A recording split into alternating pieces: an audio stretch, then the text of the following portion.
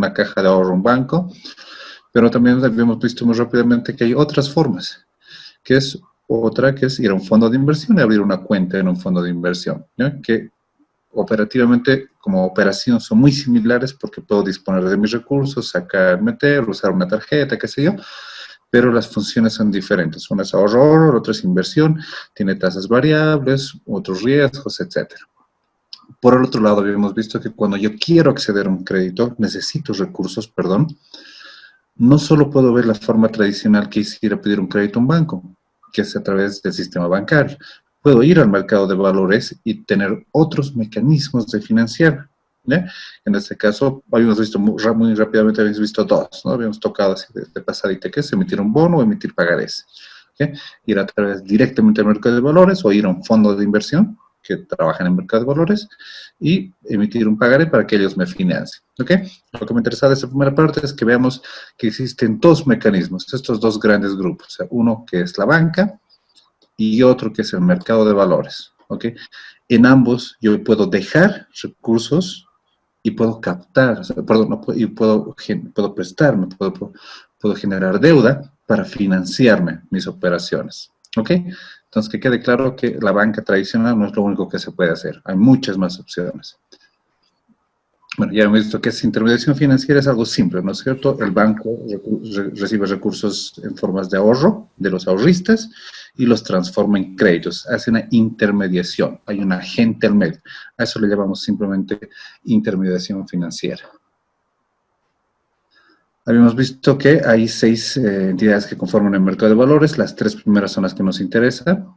Habíamos empezado a ver la primera, que son entidades financieras que son del Estado o con participación mayoritaria del Estado. ¿Ok? Habíamos visto que dentro de esta tenemos la primera, que es el BDP, Banco de Desarrollo Productivo, o BDP-SAM. El que decimos que es SAM, Sociedad Anónima Mixta, porque tiene capitales públicos y privados. ¿Ok? Entonces, en la definición se nos dice que es una persona jurídica con derecho privado, con fines públicos, constituido bajo la tipología de una sociedad económica mixta y que realiza actividades de primer y segundo piso. ¿Quién nos ayuda definiendo qué es actividades de primer y segundo piso? A ver, ¿quién sabe algo?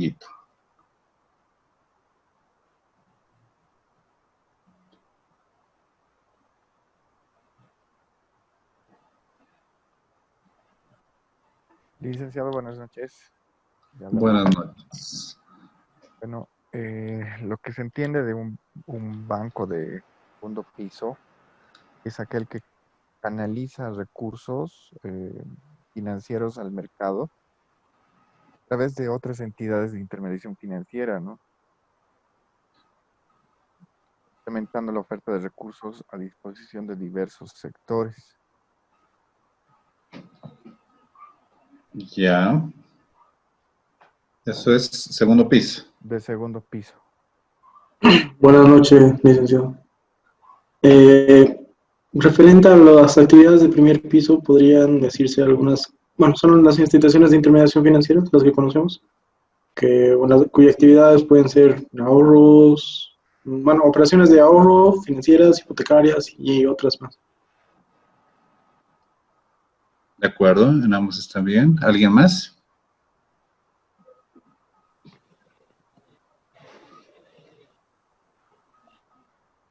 Complementando de primer piso, también sería el desarrollo productivo del país, ¿no? Financiando préstamos directos.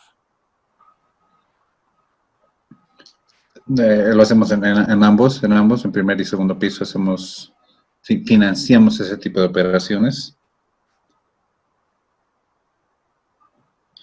Ok, una aclaración rápida. Actividad de segundo piso, como nos decía nuestro primer compañero, es que el BDP, en su momento, lo que sí es a través de otras entidades, financiaba recursos para que ellos financien créditos dirigidos específicamente a sectores productivos. Es decir, el BDP, en su momento, le daba, por ejemplo, a Banco Fortaleza, 100 millones de bolivianos con objeto de que financie créditos al sector productivo artesanal de, no sé, del occidente del país o de una región específica, ¿ok? Y se los daban en forma de fideicomisos, es decir, que ellos solo podían utilizar esos 100.000 específicamente para el fin a que se les había dado, ¿ok? Entonces, el BDP sí financiaba operaciones, pero lo hacía a través de un banco intermediario, ¿ok? Obviamente las condiciones en las que les daba ese crédito, esos recursos, eran muy convenientes y le permitían generar un spread, una ganancia al banco, ¿ok? Pero cuando ya nos decimos que es de primer piso, decimos que ese banco ya tiene contacto directo, acceso directo al público, es decir, ya ha abierto puertas al público, ¿ok? Antes el BDP no las tenía. Hoy en día, ¿quién conoce ver una agencia directa donde uno puede entrar directamente al BDP a pedir un crédito? Hace unos 4 años atrás no se podía todavía. Creo que fue 2000. Sí. Adelante, adelante.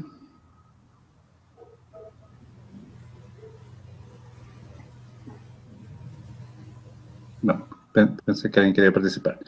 Pero hoy en día ya hay agencias directas en las que uno puede ir a solicitar operaciones de crédito al BDP. ¿Ok? Eso obviamente se constituye, es importantísimo porque se constituye en una competencia directa para la banca privada, ¿no? O tradicional. Lick, y una consulta, BDP continúa siendo un banco de segundo piso, entonces opera a través de la banca comercial o ya es netamente un banco de primer piso. En ambos está totalmente constituido como banca de primer y segundo piso, o sea, tiene todas las facultades de operar en ambos mecanismos.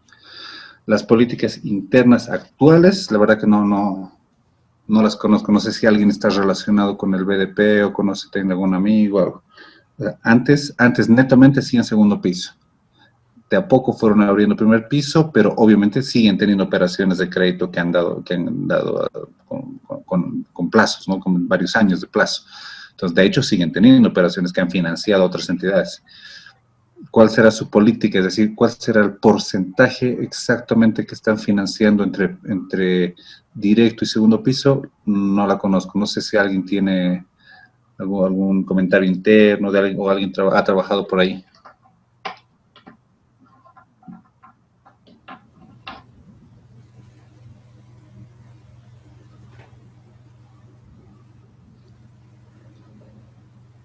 No, creo que nadie, ¿no? Pero tiene la capacidad total de hacer tanto banca con primero como segundo piso.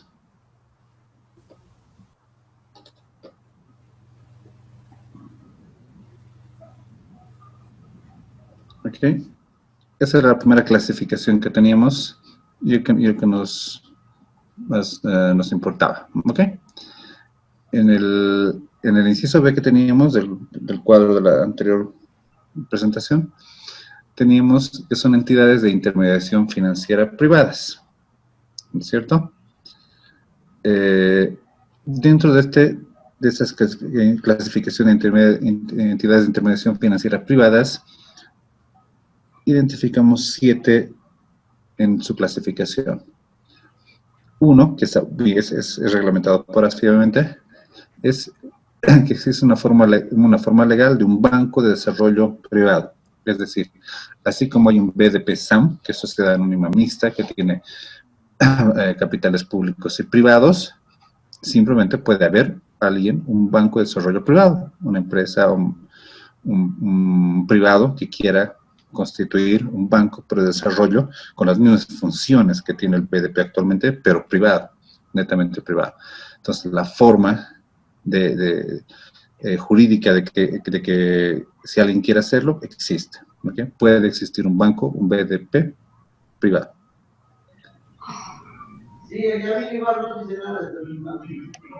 En el segundo punto tenemos banco múltiple y en el tercero banco pyme. Que estos dos pues, son los que tradicionalmente conocemos, ¿no? Los bancos. Estos engloban a nuestros actuales 12 o 13 entidades que tenemos, 12 o 13, y que están clasificados, o sea, antes todos se llamaban bancos, ¿no es cierto?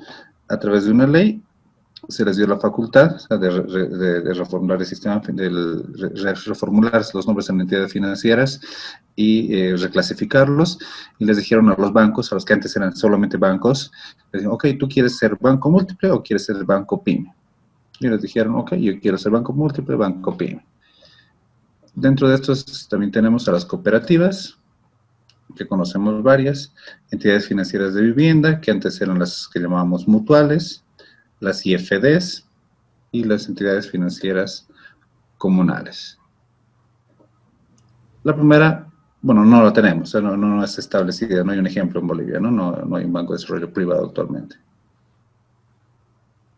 En el segundo caso, la banca múltiple nos dice que es una entidad de intermediación financiera bancaria que se basa en la oferta de productos, servicios y operaciones autorizadas y disponibles con el destino hacia clientes en general, empresas de cualquier tamaño y cualquier tipo de actividad económica. Es decir, tienen un alcance total. ¿Qué bancos múltiples conocemos?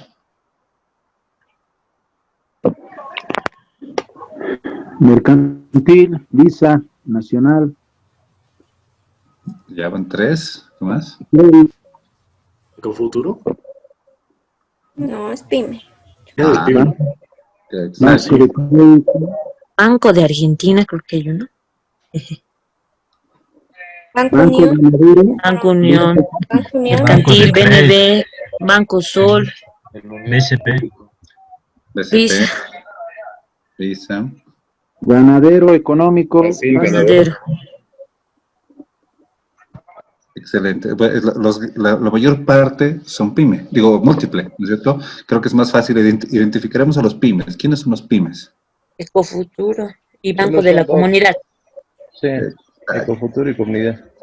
Sí. Cuando nacieron eran 3, ¿no? Pero uno se retiró.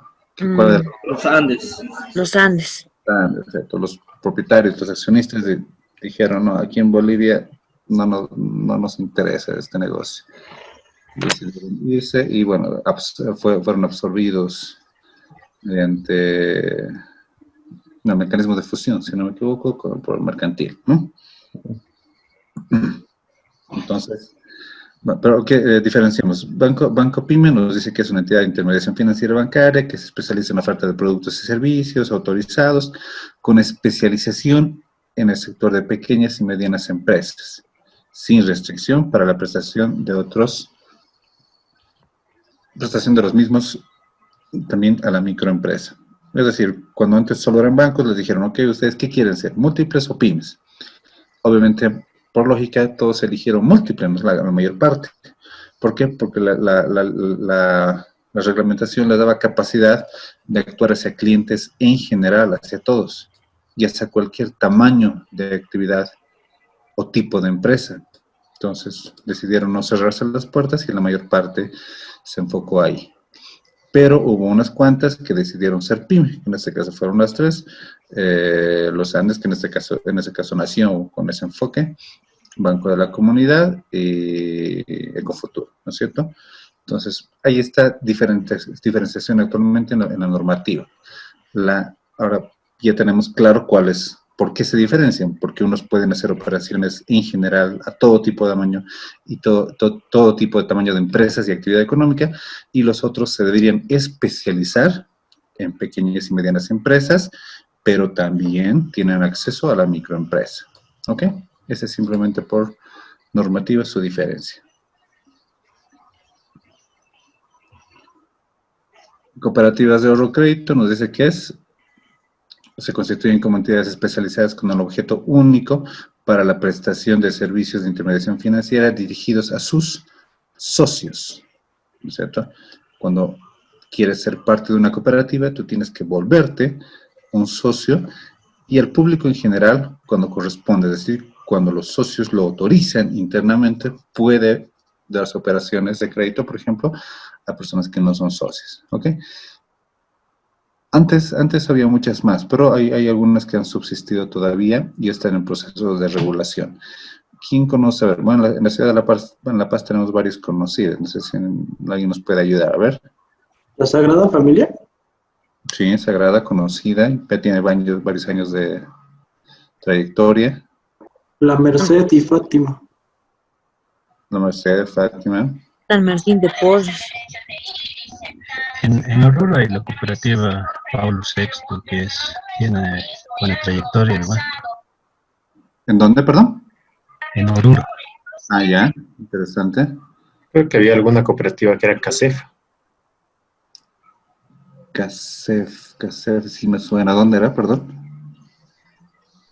Si no me equivoco, era acá en La Paz. Es acá en La Paz. Sí, me suena, me recuerdo Casef. Entonces, muchas veces, perdón, no muchas veces, anteriormente esas cooperativas no estaban reguladas, ¿ok? Y había cooperativas abiertas y cerradas, ¿ok? Entonces, abiertas donde podían ir ingresando nuevos y retirándose socios, y otras eran cerradas, donde ingresábamos, nos juntábamos todo el curso, los 30 que somos, creábamos una cooperativa, le dábamos un fin, creábamos obligaciones, y era entre nosotros, para nosotros. ¿Ok? Eran cooperativas cerradas, pero no estábamos obligados a ser reguladas. Ahora, bueno, con la nueva norma de ASFI, bueno, nueva ley y normativa de ASFI de hace varios años, todas están en proceso de regulación. ¿Ok? Porque lo que se encarga ASFI es de defender a los recursos del público, ¿no? Entonces había muchas empresas, varias cooperativas, perdón, hace años, que recababan recursos y terminaron estafando a muchas personas. Entonces, como ASFI se dedica a cuidar, a velar por la estabilidad financiera y los recursos del público, les dijo, no, o sea, quieres abrir, te doy un plazo, pero tú te regulas. ¿Sí? Entonces, esas son las que conocemos como cooperativas, ¿eh? Que, no sé si alguien, bueno, si alguien ha trabajado, de repente por ahí o conoce alguna, comentarles que este tipo de sistema, de entidad financiera, en Bolivia es pequeño,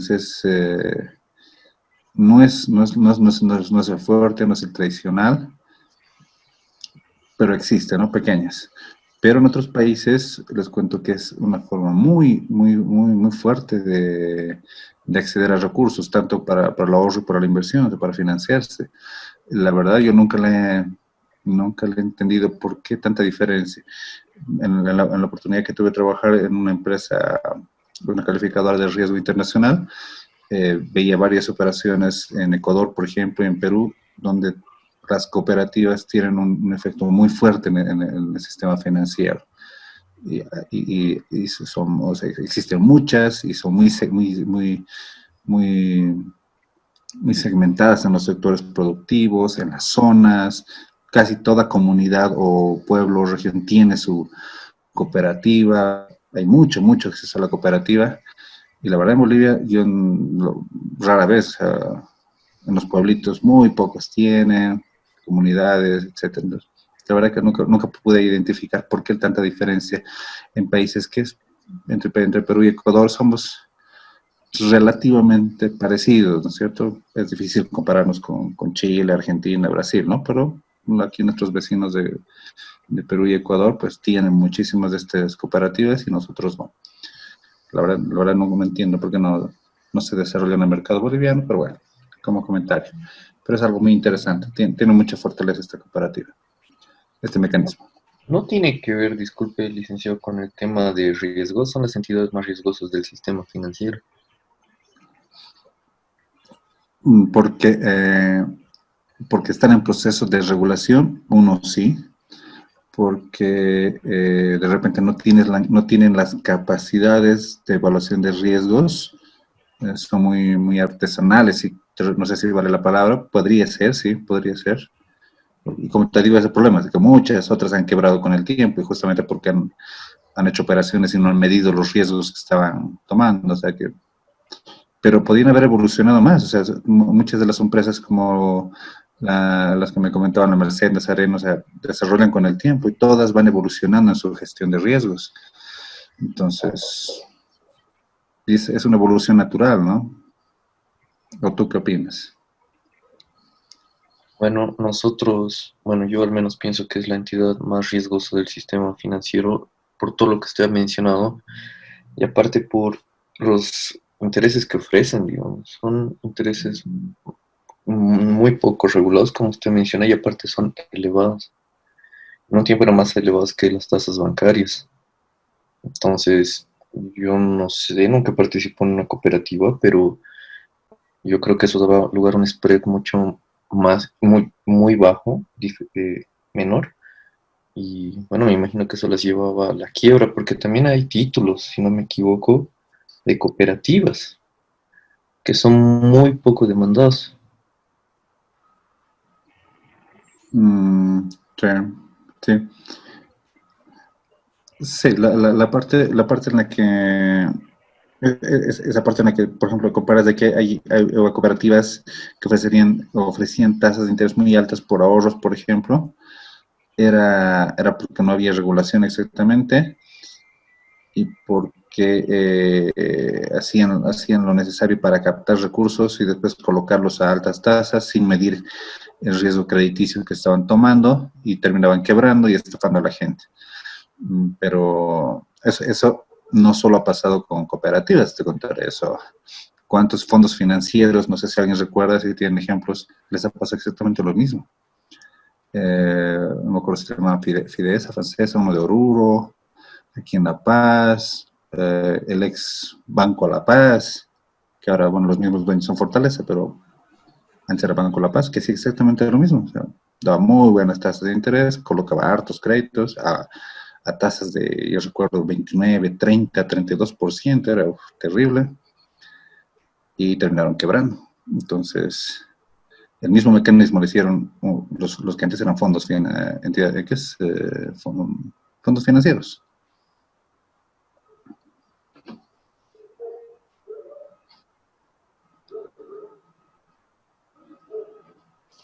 Ok, gracias por el comentario. ¿Si alguien más? Gracias, sí.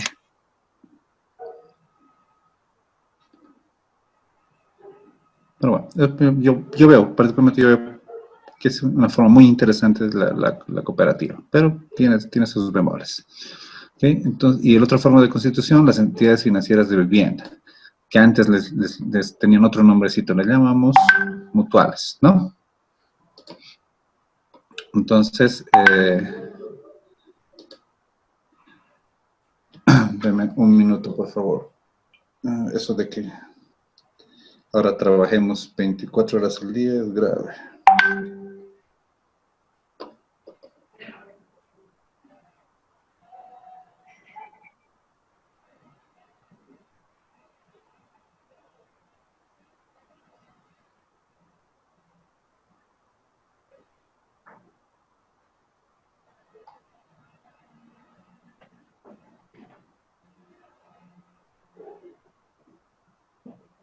Ok.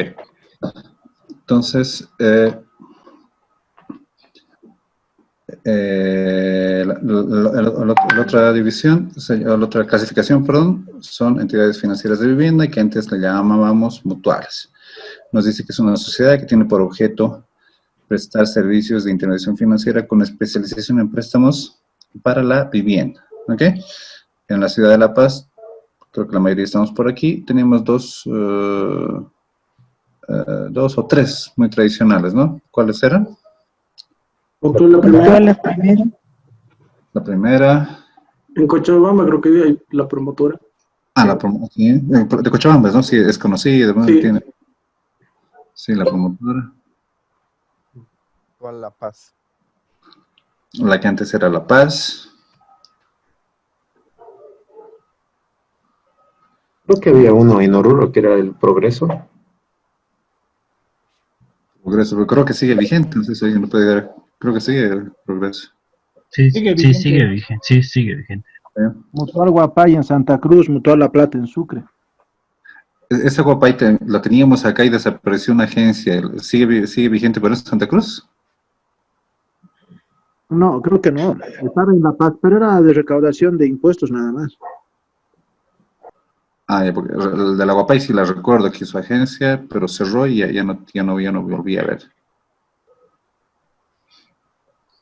Según los datos que tengo, está entidad financiera de vivienda Paititi, entidad financiera de vivienda Pando, entidad financiera de vivienda El Potosí, y el resto las han nombrado ya. Ok, entonces hay varias. ¿Cuál es su especialidad? Especialización, préstamos para la vivienda. Y se caracterizan porque dan préstamos, pero dan con un tipo de garantía, que es garantía hipotecario, ¿no es cierto? Si bien es su especialización de créditos para la vivienda, la actual mutual, la primera, por ejemplo, o la que está aquí en La Paz, ¿será que me da un préstamo para un auto? No. Creo que no.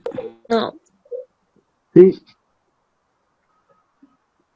Por supuesto que si creo que debe estar sus ofertas en su página. Hay créditos de consumo, hay créditos de vehículo, no es su especialidad, pero pueden darlo. hay tarjetas de crédito también, Tarjetas de crédito, gracias. DPFs, ahorros, servicios. Exacto. Tienen su especialidad, perdón, es entidad financiera de viviendas. Ellos están enfocados en dar créditos de vivienda y lo hacen con garantía. Casi todos sus créditos salen con garantía hipotecaria. Se respaldan con crédito hipotecario porque son especialistas en mover inmuebles. ¿Ok? Entonces, es su especialidad. Y uno de los fines de la vivienda, del dotar vivienda a la sociedad como sistema financiero, tiene una categoría, unas características muy claras. Las tasas son mucho menores que un crédito regular de consumo o vehículo u otros, ¿ok? Suelen ser menores, están reguladas. Además que los plazos con los que trabajan son mucho más largos que un crédito normal de consumo o inversión o productivo, ¿ok? Entonces, tienen esas dos características. Tiene un enfoque social la vivienda, es dotar vivienda a la población. Entonces, les doy tasas más cómodas y plazos mucho más largos. Y ellos se especializan, sus productos son especialistas para dar ese tipo de acceso a vivienda. Perdón, una consulta. ¿Estas tasas de las entidades financieras de vivienda serían más bajas que las tasas de viviendas sociales? En realidad, todos están normados por la tasa de vivienda social, pero conozco varias que han bajado. O sea, recuerden que, por ejemplo, ¿cuál es la tasa máxima que nos puede cobrar vivienda social? 6.5. 6.5, ¿ok? Pero la norma nos dice, es la tasa máxima. Si tú, como política interna de créditos o estrategia comercial, quieres cobrar 6.4, pues cobras. Y particularmente yo he visto, en la época que había que adecuar la estructura de las carteras, lo han hecho, porque necesitaban captar clientes y cartera para adecuar la estructura de sus límites de cartera, o sea que lo han hecho, han bajado las tasas. Interesante, gracias. De nada. Vamos a ver esos ejemplitos que vamos a ver en detalle más adelante. Por crédito hipotecario vamos a ver a detalle, obviamente. Y vivienda social, ¿no? Ok, las otras son instituciones financieras de desarrollo, que son las conocidas IFDs, que son, nos dice la definición, que son organizaciones sin fines de lucro con el objeto de prestar servicios financieros e incidir favorablemente en el progreso económico y social, contribuir al desarrollo sostenible del pequeño productor agropecuario, piscícola, forestal, moderador, maderero, micro y pequeña empresa, particularmente en el área rural y periurbana. ¿Ok? Entonces, estas IFDs han tenido mucha importancia en Bolivia, porque varios de los actuales, un par de bancos, han nacido como IFDs, o sea, como ONGs que han constituido IFDs, y se han ido constituyendo como fondos de inversión después, y han llegado a bancos. ¿Okay? Una IFD, como te dice, es una institución sin fines de lucro. ¿Ok? Y tiene la característica de que es incidir favorablemente sobre el sector económico y social del área rural y periurbana, es decir, donde los tradicionales bancos corporativos son más grandotes, Mercantil, Visa, BDP, Nacional, no llegaban, pues estos señores se constituían para que el crédito o las formas de ahorro lleguen, o sea, la cultura financiera llegue a esas otras personas que viven en sectores mucho más alejados. ¿Ok? Esa era su función. Así empezaron estos señores. Actualmente, ¿qué IFDs conocemos? Conocemos varios aquí en La Paz, por lo menos, ¿no? Crecer, Diaconía, Promujer, Diaconía, Pro, Impro, Sartawi. Sartawi, sí. Exacto. Yepro.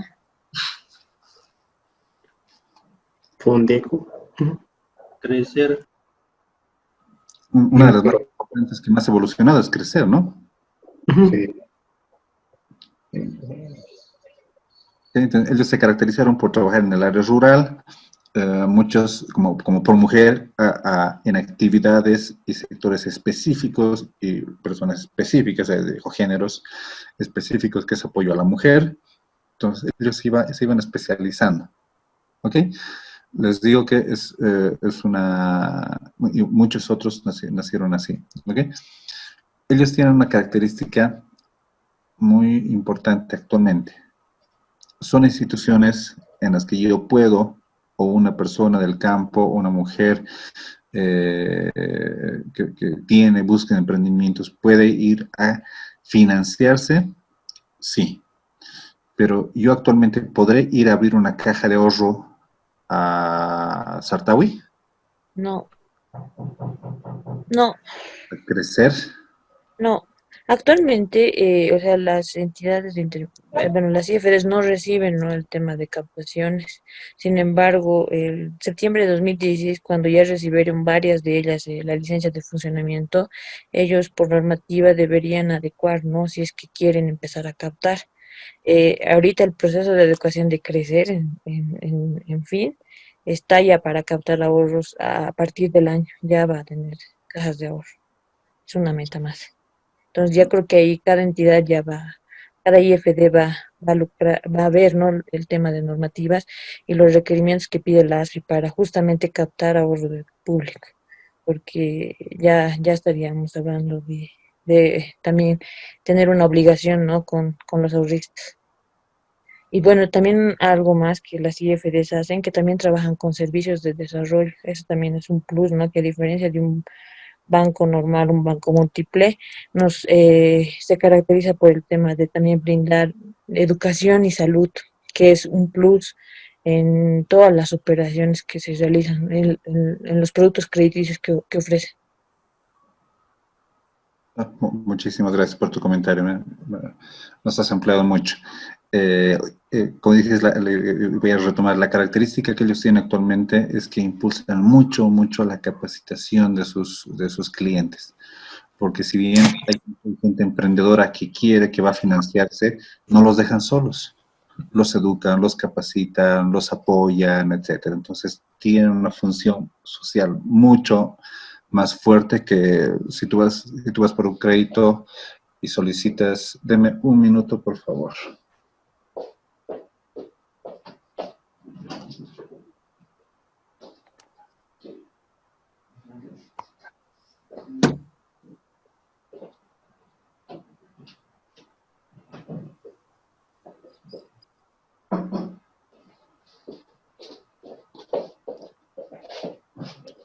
Perdón. Sí, si nosotros buscamos financiarnos en Banco Nacional, Banco de Crédito, etcétera, ellos con que verifiquen nuestra actividad y hacernos un relativo monitoreo, visitas, pues llegan hasta ahí, ¿no es cierto? Si nos va bien o no nos va mal, pues responsabilidad nuestra. En este caso, las IFDs aportan mucho a la población. ¿Ok? Entonces, con educación, seguimiento, cultura, etcétera. Otra característica, y que es sumamente interesante, es que ellos actualmente no pueden captar. O sea, por norma, por reglamentación, ya pueden, están autorizados, pero no inmediatamente. ¿Por qué? Porque cuando les autorizaron, por ejemplo, que Recero Sartawi ni siquiera tenían un sistema interno, o sea, un software para el registro contable de esas operaciones. Y si no tienes un software, no tienes la tecnología. Y me refiero a tecnología con no solo el software, tecnología interna, conocimiento personal, operaciones, procesos,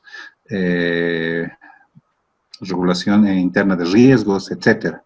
¿Ok? que no tenían la tecnología para captar recursos. Entonces les han dado la opción de que si bien ya están autorizadas, ellos deben adecuarse y una vez que cumplan las condiciones y ASFI les dé el ok, pues pueden empezar a captar recursos, ¿ok? Entonces, actualmente si bien ellos dan créditos y no captan recursos, ¿de dónde sacan el dinero para prestar? De financiamiento, por así decirlo. O sea, las IFDs han nacido, como usted decía, de ONGs.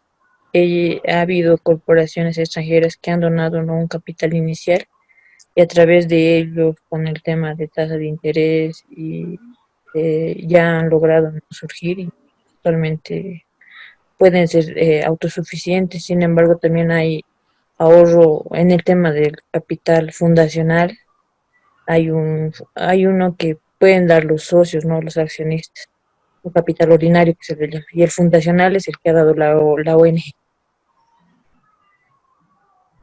Ya, bueno, que es capital muy reducido, obviamente sirve, pero no es la estructura jurídica no es la finalidad.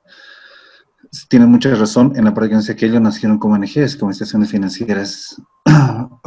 financieras para apoyo a sectores sociales, económicos, rurales y qué sé yo, por lo tanto lograban captar mucho del exterior y habían recursos que les llegaban del exterior que eran y no reembolsables, es decir, les daban, no sé, 100 millones de dólares, les decían, demuéstrame que vas a aplicar estos recursos a las mujeres del altiplano que hacen hilado y telas, o a las mujeres del oriente que recogen frutos y los transforman en, no sé, mermeladas, procesan, qué sé yo, etcétera. Si ellos demostraban que estaban destinando y estaban aportando a la sociedad, les decían, ok, si eso yo evalúo que lo has cumplido en 2, 3, 4 años, solo me devuelves el 50%, ¿ok?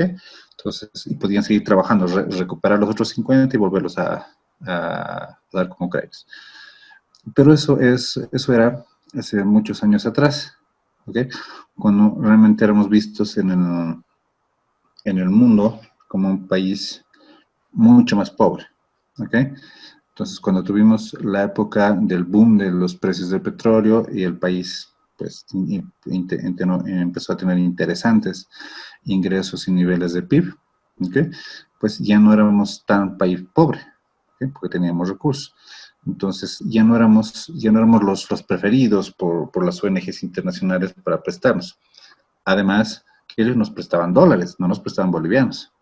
Entonces nos prestaban dólares y nosotros aquí sufríamos una pérdida porque por las políticas que tenemos de bolivianización teníamos que transformarlos a bolivianos, prestarlos en bolivianos, recuperar en bolivianos y volverlos a transformar en dólares para devolverlos, ¿ok? Entonces el negocio era pues malo. Entonces dejaron de prestarnos. O sea, ya no, el acceso a financiamiento externo ya no es el que era antes. Se redujo muchísimo. ¿Qué habrán hecho las entidades particularmente crecer? Y bueno, casi en general, casi todas ahora, para recabar fondos, porque siguen trabajando con créditos muy fuertemente, pero ya no hay tanta donación extranjera. Y les recuerdo, nos prestan dólares, no bolivianos. Y prestarnos dólares para que nosotros prestemos bolivianos es mal negocio. ¿De dónde consiguen recursos?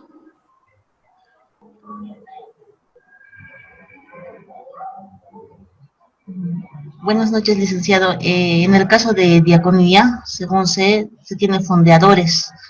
Hay recursos de parte del mismo Banco FIE, del BID, y entonces tienen fondeadores. Eso es lo que yo sé. Ya, muy bien. Uno, que pueden acceder, o sea, que las mismas entidades financieras, o sea, perdón, las organizaciones sin fines de lucro, ¿ya? Las IFDs, pueden prestarse de un banco. Entonces, ellas se prestan de un banco grande y esos recursos los llevan a sectores donde un banco no llega, a sectores del área rural y periurbana, y en condiciones que el banco no daría, obviamente mucho más suaves que las condiciones que te exigiría un crédito para un crédito. ¿Ok? Entonces, es una forma. Pueden acceder a, como te digo, sí, siguen accediendo a programas de financiamiento de la CAF y otros, pero les reitero, La CAF nos presta dólares, no bolivianos. ¿Okay? Entonces, hay financiamiento todavía externo, pero no es buen negocio porque pierdes en 2 operaciones. Recordemos que tenemos un spread de tipo de cambio.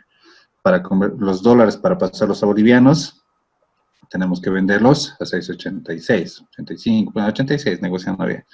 Cuando los recuperemos para volver a pasarlos a dólares, nos van a vender a 6.96 para devolverlos. O sea, la pérdida es fuertecita. Lo que actualmente hacen la mayoría es emitir valores de titularización. ¿Alguien conoce? ¿Alguien conoce el término?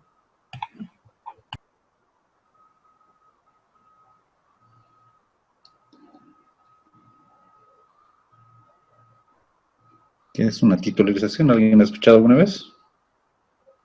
Que es un mecanismo muy usado, Cresce lo usa fuertemente. Y es uno de los que mejor le ha ido con este sistema.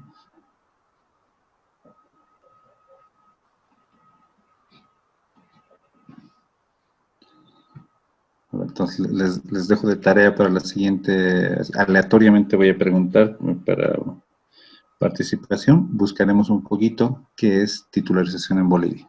¿Ok?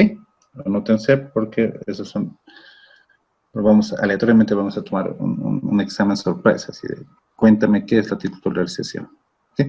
Pero es el mecanismo que han estado tomando.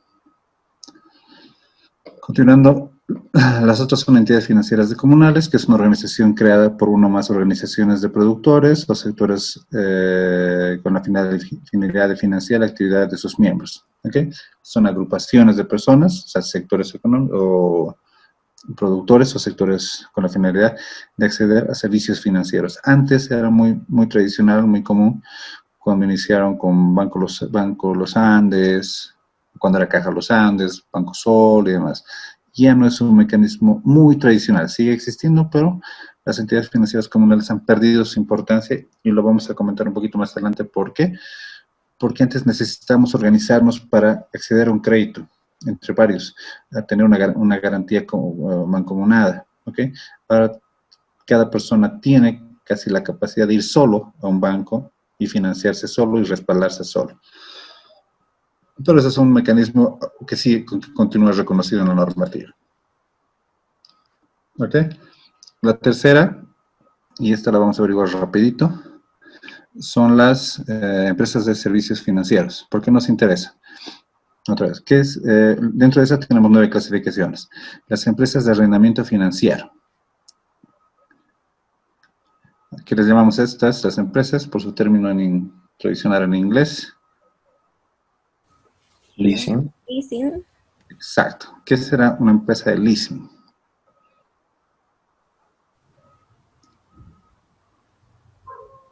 Básicamente funge como alquiler. Sí, básicamente eso.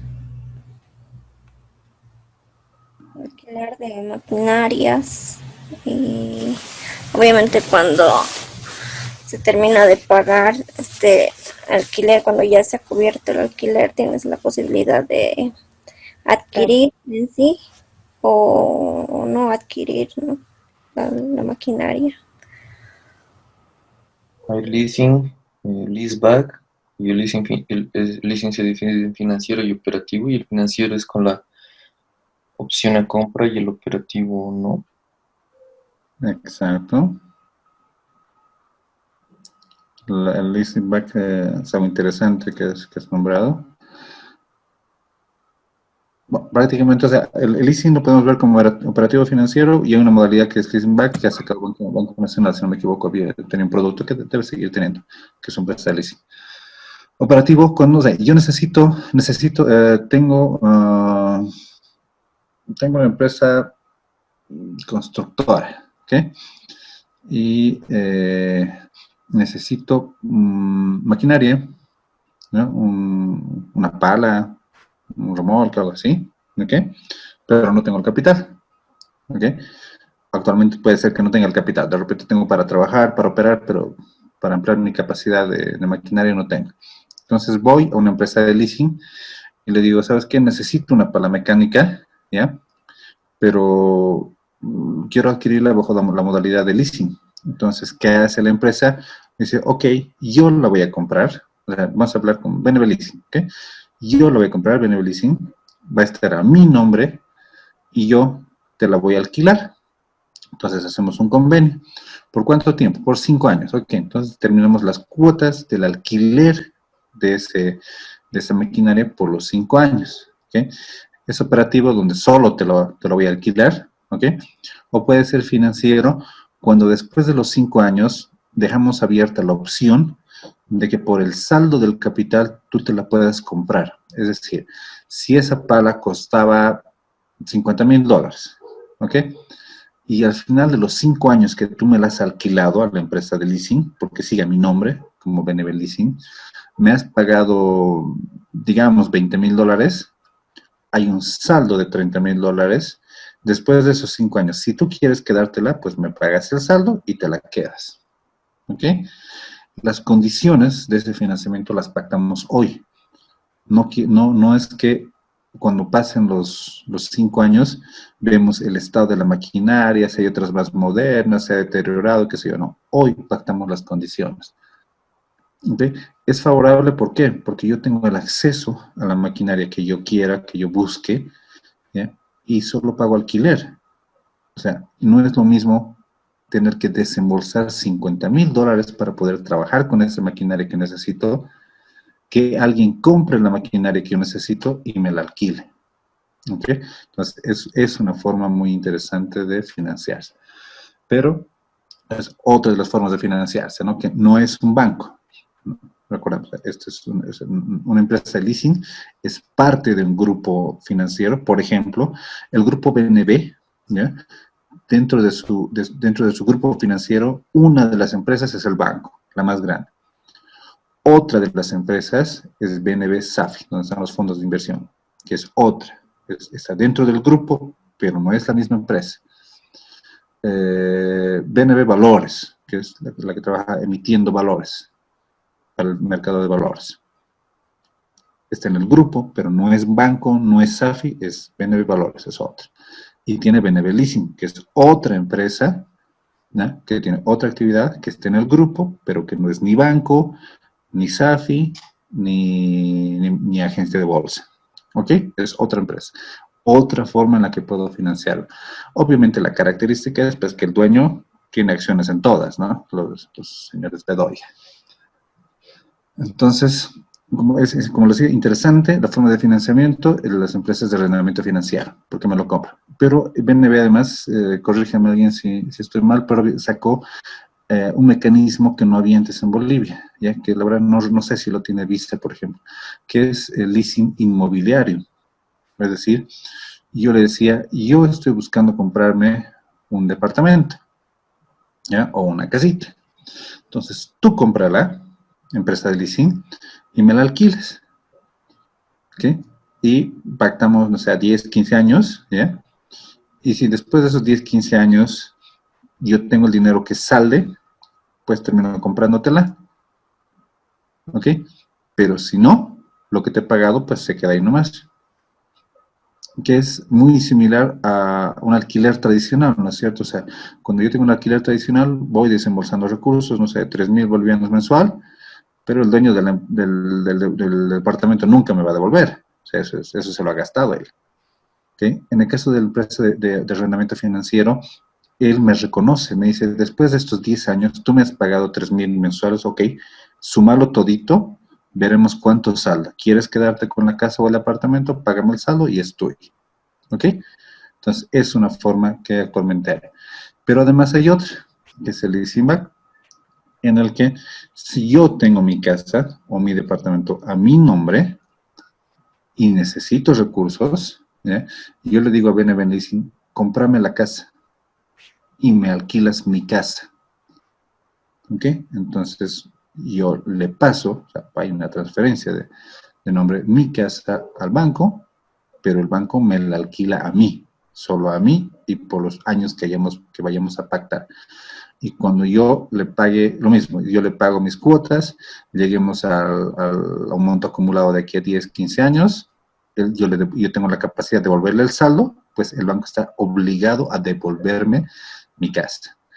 Y además, si yo tengo dinero antes, porque puede haberme ido muy bien en el negocio que yo estaba buscando, pues puedo hacer un prepago y me la quedo de una a mi casa. ¿Sí? Ese es el mecanismo de arrendamiento del leasing. ¿Alguien algún comentario? Licenciado, buenas noches, habla Freddy. ¿Hay un monto máximo para este leasing financiero, licenciado? ¿Hay un monto tope, tal vez? Es dependiendo de... la evaluación es muy similar a una operación de crédito. Depende de la política de la empresa de leasing, depende del rubro, de la actividad, del flujo de ingresos, etcétera. No hay un monto, así de esto solo trabajamos hasta, no sé, $50,000. Depende de qué te voy a financiar, de qué voy a comprar yo, de los riesgos que asumo, del plazo que tomemos, de las condiciones. Tiene muchas, al igual que una operación de crédito. Y además, y se hace una evaluación muy similar a una operación de crédito. Entonces, pero es un mecanismo diferente, ¿te das cuenta? Pero la evaluación es la misma. O sea, la clave está en que la persona que está arrendando tenga capacidad de pagar el alquiler, ¿no es cierto? O sea, yo soy el banco, yo compro para ti una volqueta, ¿ok? Pactamos durante 5 años. La volqueta, no sé, costaba los $50,000. Tú me has pagado durante 1 año y después has quebrado. ¿Ok? Yo me tengo que quedar con la volqueta. Entonces, yo tengo que evaluar si por depreciación de esos 5 años puedo recuperar con la volqueta. Porque es mía. Yo la he comprado para alquilarte. Entonces, tiene otros mecanismos de evaluación. Pero el monto... Mira, de repente, internamente las empresas de leasing, de repente sí tienen montos tope. No, la verdad no te podría decir, bueno, no conozco al detalle las políticas internas de arrendamiento de BNB, de Visa, qué sé yo. De repente tienen, la verdad, de repente tienen. Pero por tipo de producto, ¿no? Que no es lo mismo comprar una casa para alquilarte, que puedo comprar una casa en $250,000 y te la alquilo, que comprar un tractorcito, que debe estar, o una volqueta, que no debe estar $20,000, $25,000. Bueno. Entonces, depende mucho del tipo de actividad o del rubro al que vayamos a financiar, ¿no? Otra consulta, licenciado. ¿Y el leasing se puede dar para cualquier otro, para cualquier bien que uno necesite? En este caso le pregunto, si uno quiere adquirir un dron, por ejemplo. Un dron, ya. Si está, otra vez, vamos a lo mismo. Si a la empresa que tú vas de leasing, BNB Leasing, por ejemplo, está dentro de sus políticas de financiamiento, de arrendamiento, eso, sí. Porque puede haber que sea maquinaria, inmuebles, o sea, fíjense, estoy seguro que hay leasing inmobiliario, que hay leasing de maquinaria, que hay leasing, ¿qué más había? Vehicular. Específicamente sobre equipos tecnológicos, la verdad que no recuerdo haber visto, pero de repente alguna de ellas ya implementan sus políticas, ¿no? Es como el crédito, o sea, yo puedo ampliar mis políticas para dar más tipos de crédito porque comercialmente me favorece, voy a tomar el riesgo, digamos. Pero puede ser que no, específicamente sobre un dron, no sabría decirte, pero bueno, es fácil que entres a sus páginas web y veas cuáles son los tipos de financiamiento a los que puedes acceder. O si alguien conoce que si podría haber ese financiamiento para equipos tecnológicos. Lo que pasa es que equipos tecnológicos son muy fáciles de depreciación y deterioro, ¿no?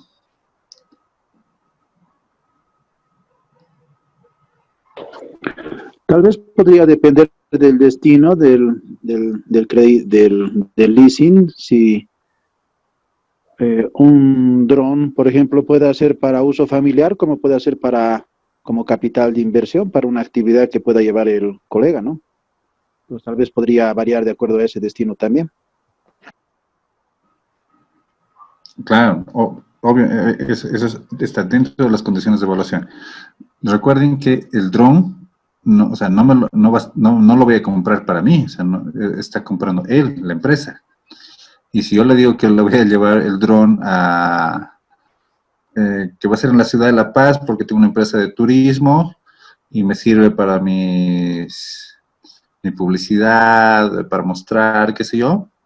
Ok. Podría ser que el banco acceda a comprar él, o perdón, que la empresa de leasing acceda a comprar él y que me lo alquile. Pero si yo le digo que voy a ir con eso a los yungas o a montaña, a nevados, donde hay vientos, lluvias, y si se lo lleva, se perdió y se cayó 100 metros abajo, pues se perdió, pues. Se cayó y se deteriora, ¿no? Entonces, depende mucho de las condiciones, de los fines para los que yo le vaya a alquilar. Es lo mismo con la maquinaria, ¿no? En 5 años puedo hacerle bolsa a la volqueta que me lo ha comprado. Depende del fin al que lo voy a alquilar. Probablemente hay convenios para cuidado, ¿no?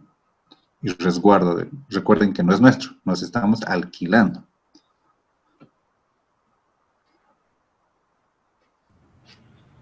Le hice una pregunta. Digamos, en este caso una figura, por ejemplo, tú quisiera comprar una máquina, digamos, para hacer calzado, por ejemplo, digamos, ¿no?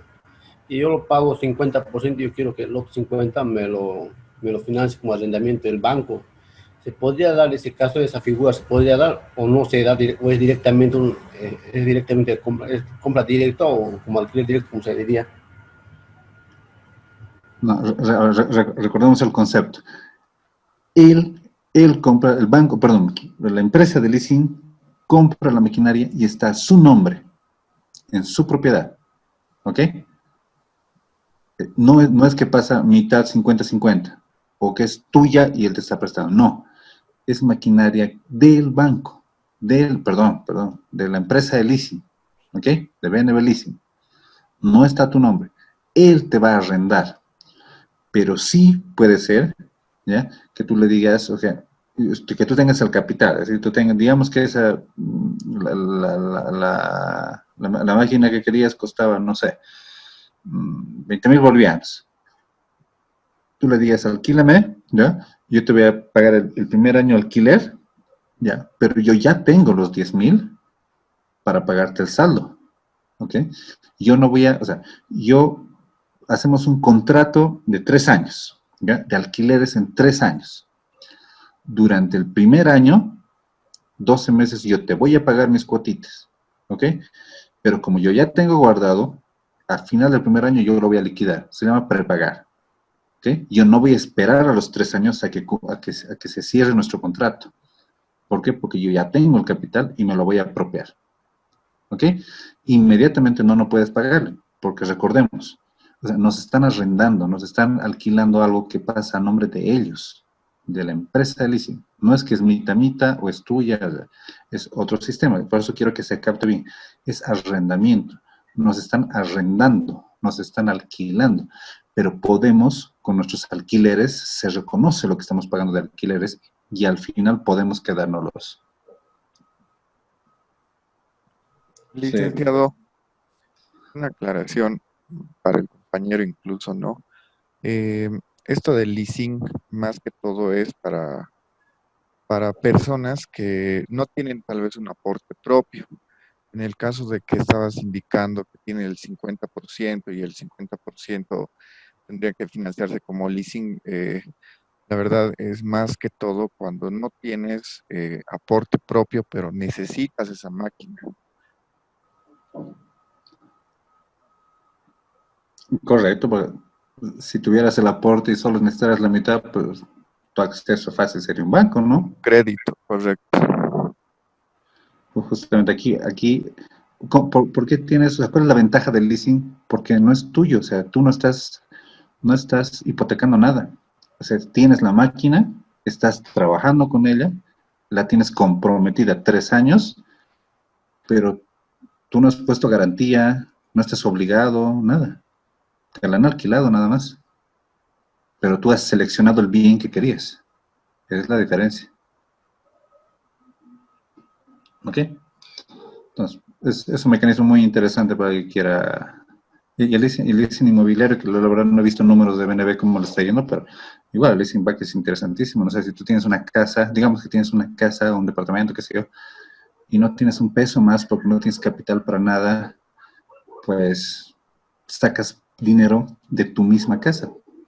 le dices al banco, cómpratela en 10 años, ¿ya? Yo te voy a pagar alquiler por vivir en mi casa, pero tú me pagas mi casa a mí, ¿ya? Fijamos el precio comercial, no sé, $100,000, y yo trabajo con este dinero.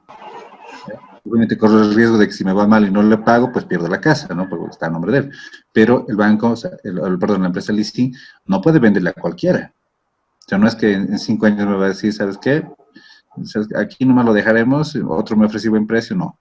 Tenemos un contrato, tú tienes que devolverme mi casa en 10 años. ¿Okay? Es un mecanismo interesante.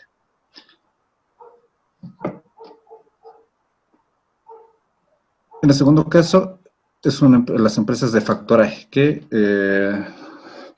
bueno, yo recuerdo la de Fortaleza Factory,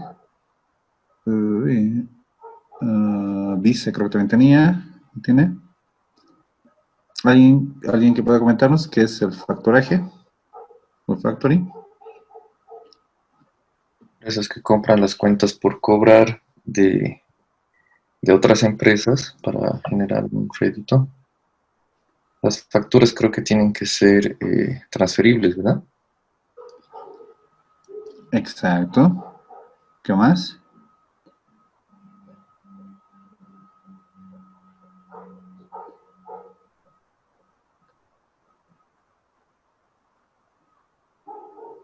¿Alguien más?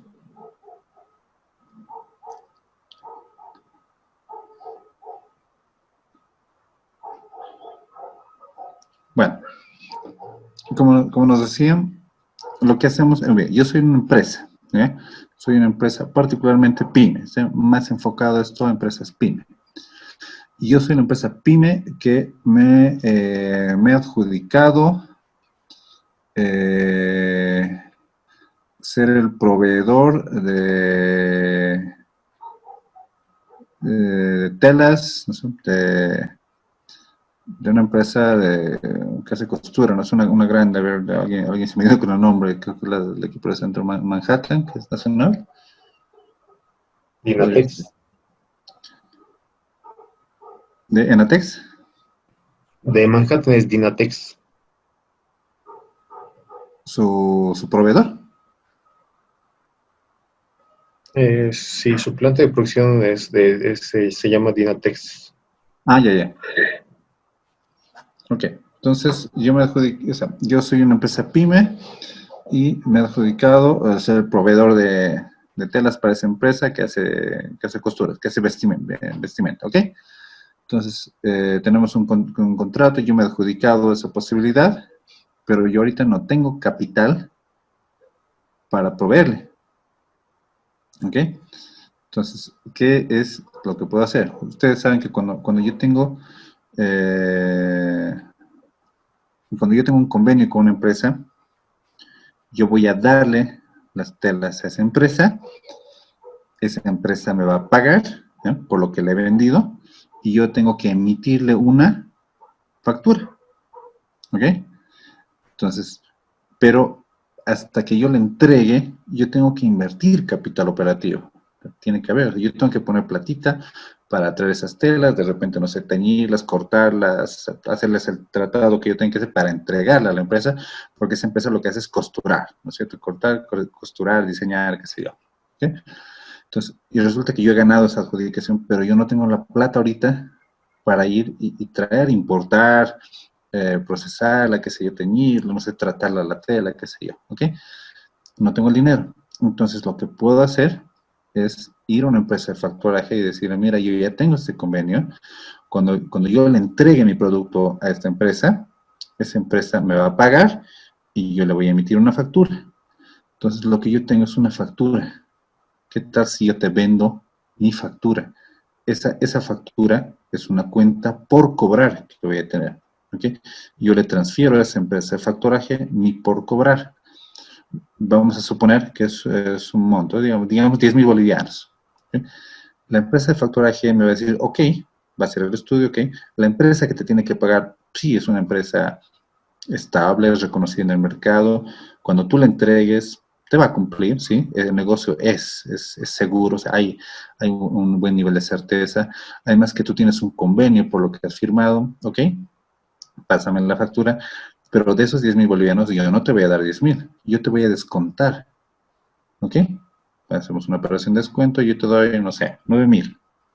Entonces, yo, por emitir esa factura, por traspasar esa factura, hago efectivo ese dinero hoy.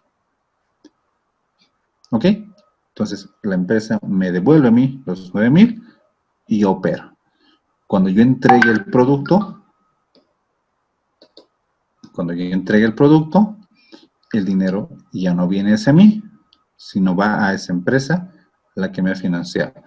Antes eran específicamente empresas de facturaje, pero muchas empresas de facturaje, otras empresas que hacen este mismo servicio de facturaje son los fondos de inversión cerrados, ¿okay?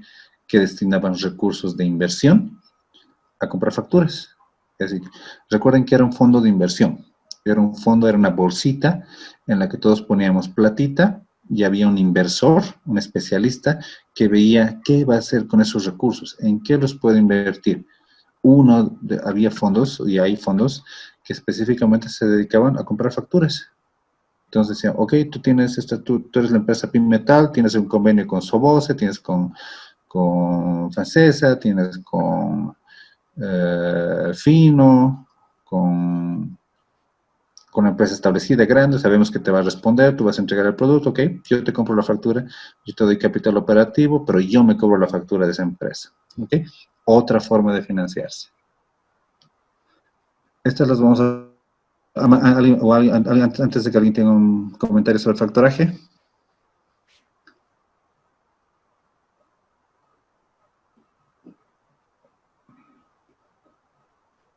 Creo que nadie, ¿no? Okay. Otra de las formas son almacenes generales de depósito, ¿no? Que la empresa de mercantil, ¿cómo se llama? Su empresa de Warrant. Y que lo que hacen son almacenes especiales, ¿ya? Donde yo dejo productos almacenados bajo determinadas condiciones, ¿ya?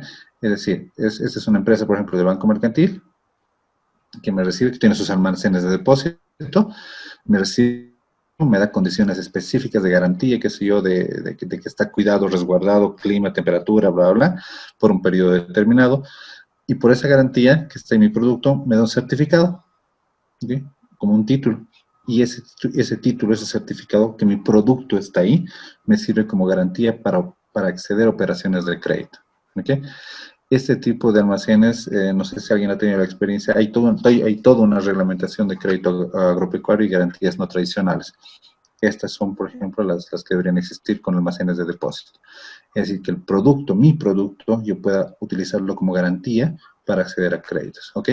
Y por plazos determinados, porque pueden ser perecederos. Entonces, el almacén tiene que tener las capacidades de almacenarlo en condiciones favorables o adecuadas, ¿ok? Entonces, lo que me sirve es que esto me resguarda mi almacén, pero eso puede ser producto, puede ser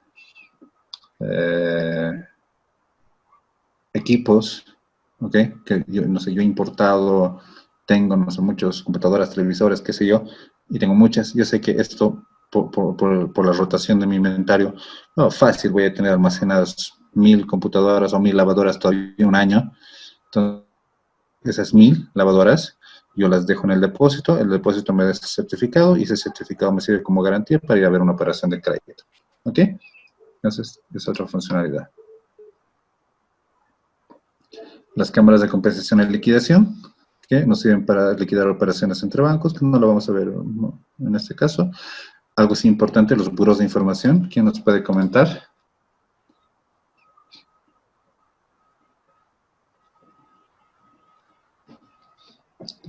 ¿Qué serán los buros de información? Tal vez Son empresas que sacan privadas información que... crediticia. Perdón. Adelante primero las damas, a ver. No, perdón, no sé si estoy bien, ¿cierto? Tal vez son empresas que sacan información crediticia, que consolidan el tema de la base de datos que envían las entidades financieras. Sacan información crediticia, sí, entre muchas otras cosas, sí. También hay casas comerciales, bueno, hay un buró de información que conozco, es Infocent, creo que saca también casas comerciales. Sí. Focret.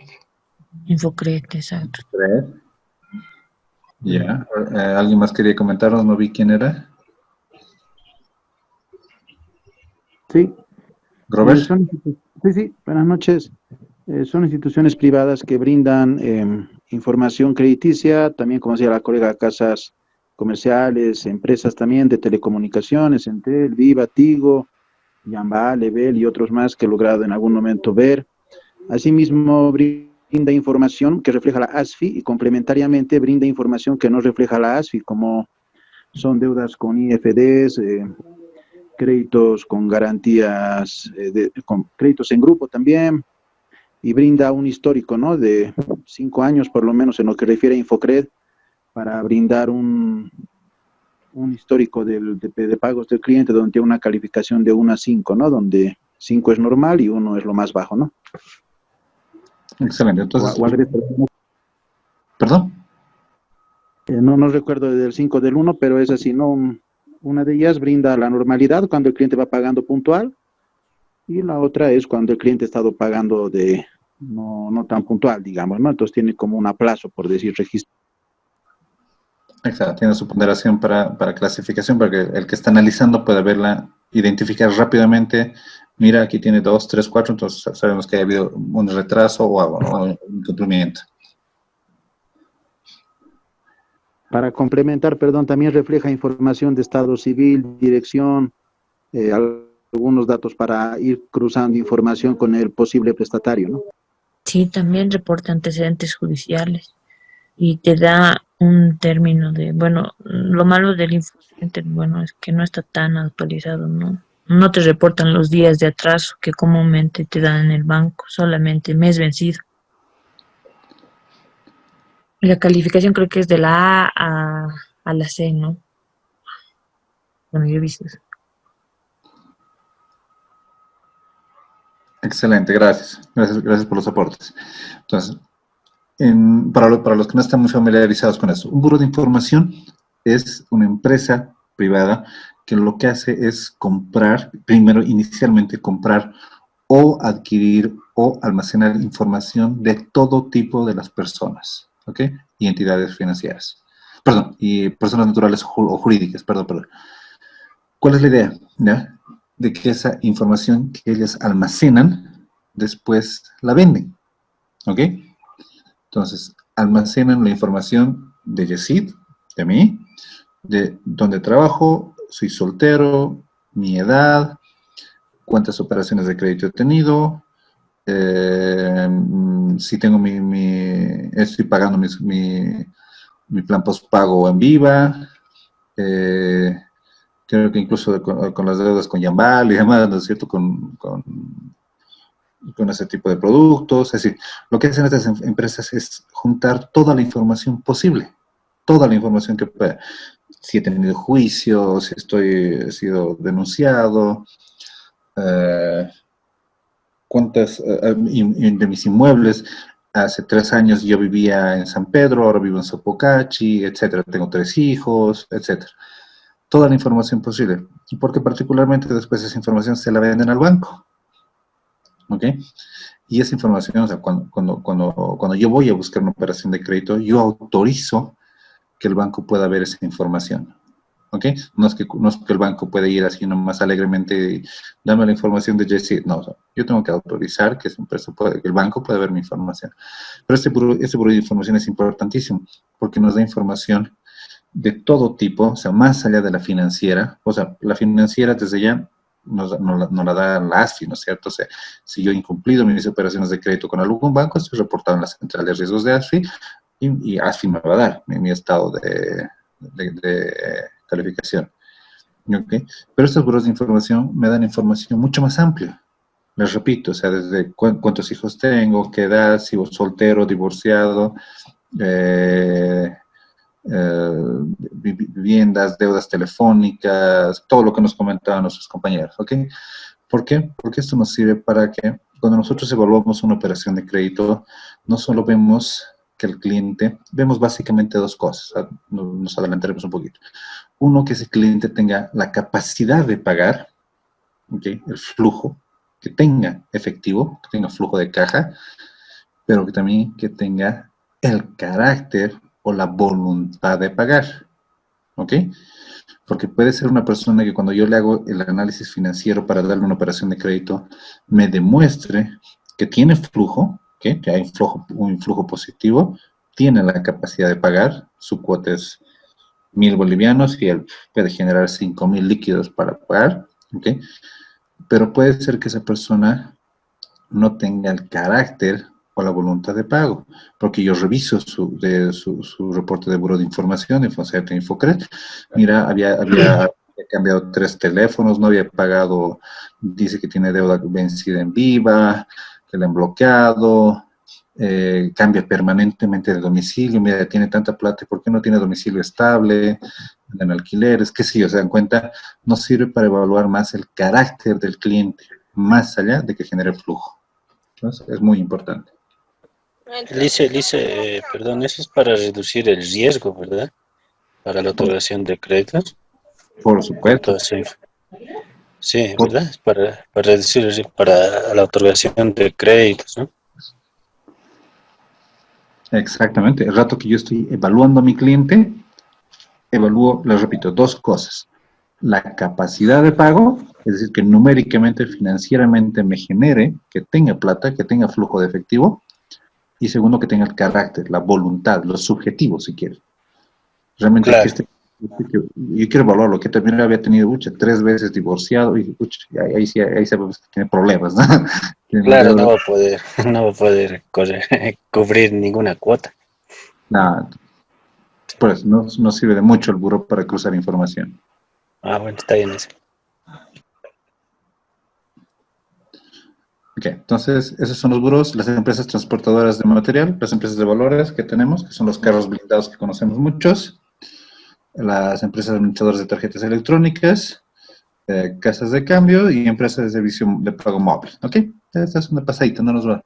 Las que nos interesaban, pues son por el tipo de operaciones financieras a las que podemos acceder, leasing, factoring, almacenes de depósito y los buros, ¿no es cierto?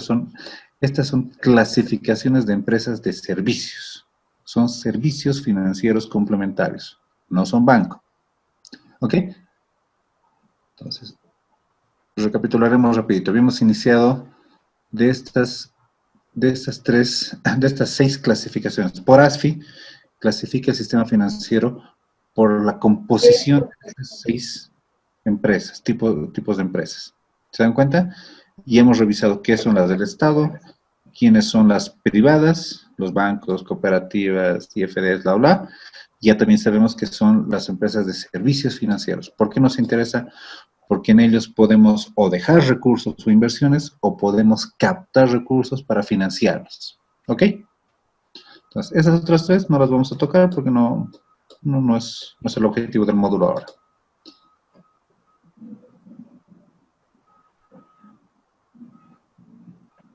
Ok, vámonos rápido a nuestra querida, ya nos dicen cómo se compone el sistema financiero, pero hay algo fundamental, que es el ente rector del sistema financiero, que es el Estado.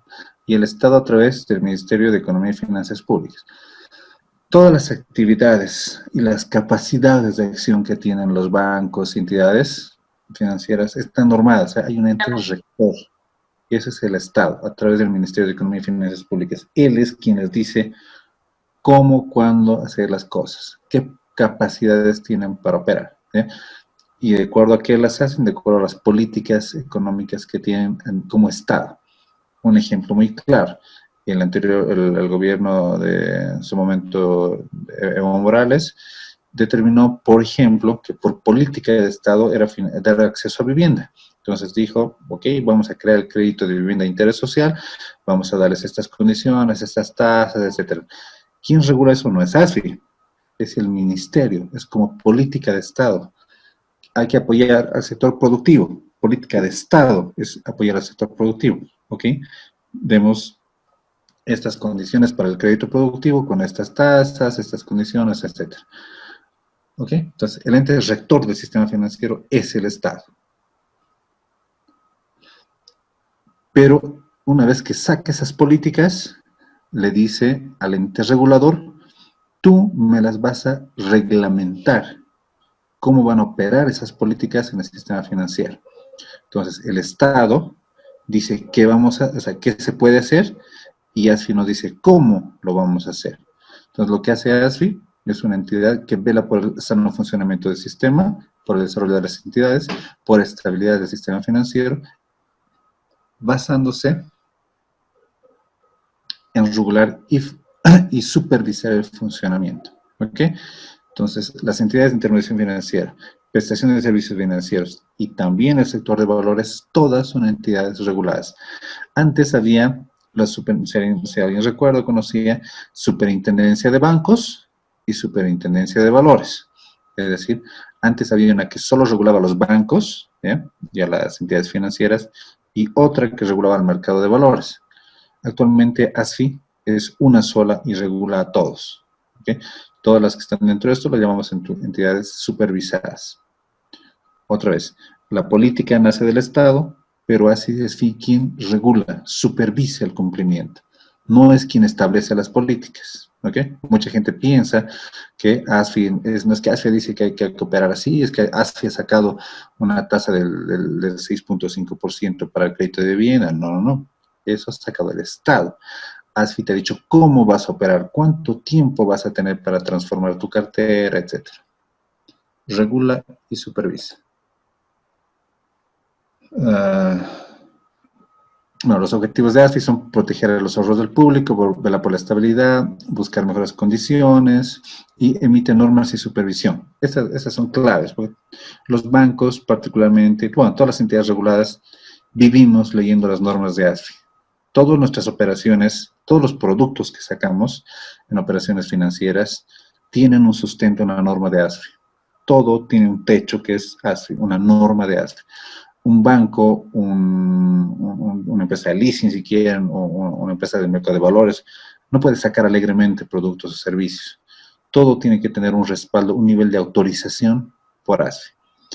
Y una vez que hemos sacado un producto, servicio, programa, paquete, qué sé yo, lo que ASFI hace después es supervisarnos. Es decir, viene, nos visita a nuestras empresas y nos dice, a ver, quiero que me pases esta información, estos estados, o envíame esta información. Voy a ver cómo estás trabajando, cómo estás operando. ¿Por qué se han implementado los entes supervisores? Y eso es muy importante. Como decíamos hace un rato, hace varios años atrás, un privado creaba una entidad financiera. Había una muy popular en Oruro, que hasta recuerdo que se hacían la burla porque hasta los carcas metieron su dinero por lo que ganaron de la lambada y quebraron, perdieron.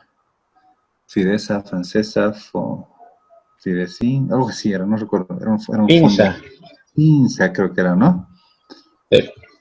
Exacto. Entonces, lo que pasaba es que esas empresas no estaban reguladas y te ofrecían, pues, atractivos tasas de interés por tus ahorros o depósitos. Imagínense que hoy, imaginemos, yo hoy a ustedes, a nuestro curso, yo les ofrezco una tasa por dejar sus ahorros del 10%. ¿Qué me dirían? Tasa de interés anual del 10% por dejar sus ahorros. No. Me dirían que no. No.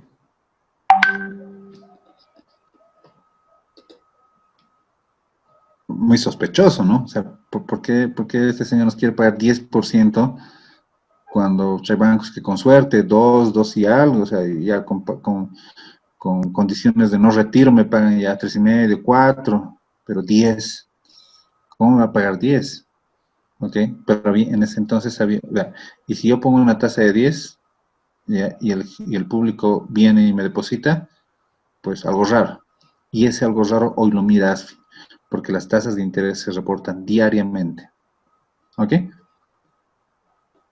Entonces, esa es su supervisión. ¿Qué pasó en ese caso de este fondo? Que la gente dejó si les ofrecieron muy atractivos tasas de interés, dejaron los recursos, esos recursos ellos los daban como crédito, si no recuerdo mal eran tasas así, 8, 7, 10% por ahorros, era altísimo, ¿no? Pero ellos daban créditos al 30, 35%. ¿Cuánto es un crédito promedio actualmente? Díganme, a ver, alguien que está en créditos. Para un crédito de consumo promedio. Entre el 20 y 28, porque hay entidades que manejan tasas más altas. Como los señores de Prodem, creo que tenemos a alguien de Prodem, ¿no? Ahí sí que casi me caigo de espaldas con sus tasas. Sí, realmente. Sí, entonces, actualmente hay entidades con créditos de consumo mucho más bajas actualmente, ¿no? 10, 12, 15, 17. En ese entonces sacábamos créditos con 30, 32, 35%, altísimos, ¿ok? Pero ellos recaudaban muchos recursos al 10%, los daban a 35%, el spread era fabuloso, 35%. Pero como no están regulados, ellos no medían, no tienen las políticas de riesgos adecuadas. Y daban créditos, colocaban, y resulta que las personas a las que le colocaban los créditos, que les otorgaban los créditos, no estaban correctamente evaluadas y comenzaron a fallar. Si ellos no me devolvían los recursos del crédito, yo no tenía con qué devolverle al que me había dado sus depósitos. Se vieron en problemas y decidieron fugar y llevarse el saldo que tenían de dinero, ¿no? Y estafaron. ¿Sí? Eso es por hacer operaciones sumamente arriesgadas y porque nadie les regulaba. Si hoy ASFI en los reportes de información detecta que hay una entidad que está pagando 10% por cajas de ahorro, le interviene a los 2 días, o al día siguiente de que llegó la información. ¿Qué estás haciendo? O sea, ¿por qué estás pagando 10%? O sea, ahorita es inimaginable, ¿no? En ese entonces, cuando no había una ASFI potente, y eso era 90 y algo, ¿no? Pues 98, 99, recién se empezó a potenciar la superintendencia, lo hicieron. Entonces, las reguladoras existen para que las empresas, los bancos, las instituciones financieras que trabajan con recursos del público no asuman riesgos innecesarios. Las van vigilando, controlando, midiendo los riesgos que asumen. Porque les repito, años atrás hacían lo que querían y quebraban. Y al final, ¿quién pagaba las quiebras? O sea, ¿quién devolvía los depósitos del público? Era el Estado. ¿Okay? Entonces, esa es la finalidad del ASFI. Y ya estamos en hora, nos quedamos ahí. Ok, desde la siguiente, y empezamos a ver, vamos a ver específicamente cómo se compone la estructura financiera de un banco, sus activos y pasivos, y vamos a ver las operaciones financieras que la componen cada uno. ¿Ok? Entonces, nos quedamos ahí. Les agradezco mucho su tiempo. ¿Alguien, algún comentario y consulta hasta acá? Todo este material ya me han dicho que ya les han habilitado en la página o en la aula virtual, ¿no es cierto? Pueden acceder, ¿no es cierto? Sí, se encuentra en la página. En la página. Ok, ahí están las presentaciones en material. Déjenme revisar y les comunicaría para que hagamos una lectura. No recuerdo qué material, si está cargado el de previsiones o algo. Ustedes tienen un grupo de WhatsApp interno, ¿no es cierto?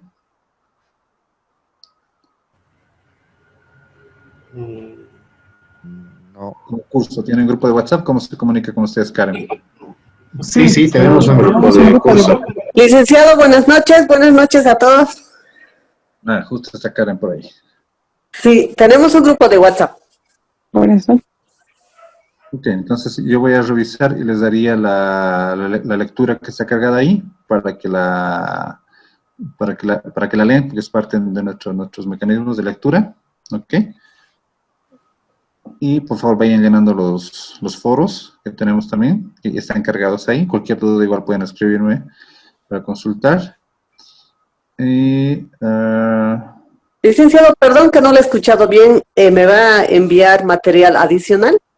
Yo te diría que les comuniques, yo voy a revisar, no me acuerdo el orden, es el tema que les voy a cargar, no me acuerdo si era una lectura sobre previsiones, o sea, mecanismos de previsión el título, o sea, yo te pasaría el título, señores, por favor, leer la lectura.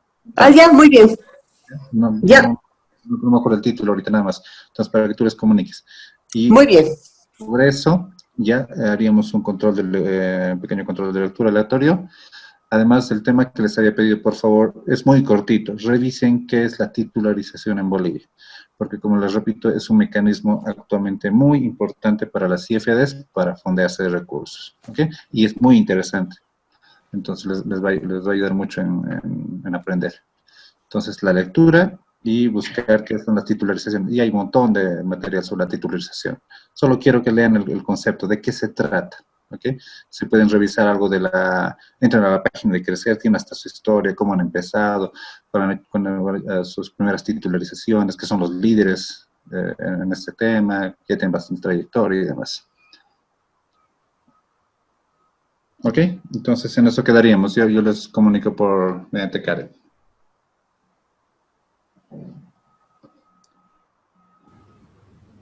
Yo también, Lisa. Muy bien, Lisa, gracias. Gracias, Lisa. A ustedes las gracias, nos vemos. Gracias, Lisa, hasta luego. Buenas noches. Hasta luego. Buenas noches, compañeros. Buenas noches. Adiós.